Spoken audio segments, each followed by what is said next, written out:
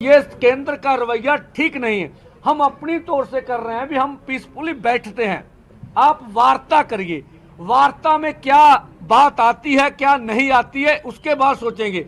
अगर बात टूटेगी तो हम अपना फैसला कर लेंगे भी आगे बढ़ना है, आप अपना कर लीजिए।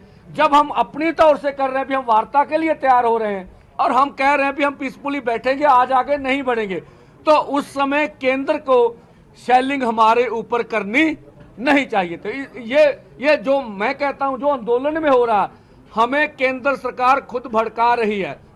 मैंने कल भी कहा था, अब पुलिस प्रहार नहीं कर रही, अर्धसैनिक फोर्स लगे हैं। अब देश का निज़म कानून देख लीजिए, अर्धसैनिक बल तब लगते हैं जब इमरजेंसी हालात हो, दूसरे देश के ऊपर अटैक करना हो। अब केंद्र सरकार अपने किसान और खेत मजदूर को दुश्मन समझ के उसके ऊपर अटैक कर रही है। जब हम, मेरी बात पूरी है, जब हम पीछे वार्ता कर रहे थे तो हमारा ट्विटर हैंडल बंद कर दिया गया। डल्लेवाल साहब कह रहे मेरा पेज बंद कर दिया, और पेज बंद होने के बाद क्या मैसेज आया कि ये एंटी नेशनल एक्टिविटी कर रहे थे, तब इनका ट्विटर हैंडल बंद किया गया। तो ये ठीक नहीं है हमें एंटी नेशनल बताना और हमारे साथ इस तरह की बातें जोड़ना। और जो अब डल्लेवाल साहब ने बात की, हम इस परिस्थितियों में भी, कौन सी परिस्थितियां, आज फिर गिरफ्तारियां हुई हैं यूपी में। जिन यूनियन ने हमें समर्थन दिया था उनको सबको अरेस्ट कर लिया गया, ठीक है। महाराष्ट्र में अरेस्ट हुई है।